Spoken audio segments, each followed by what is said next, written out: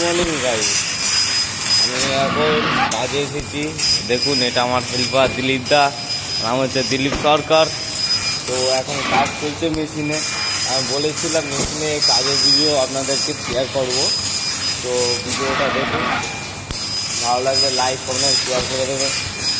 ভিডিওটা দেখুন, 1 mm seat cutting হচ্ছে এখন। ভালো লাগলে লাইক কমেন্ট শেয়ার করে দেবেন।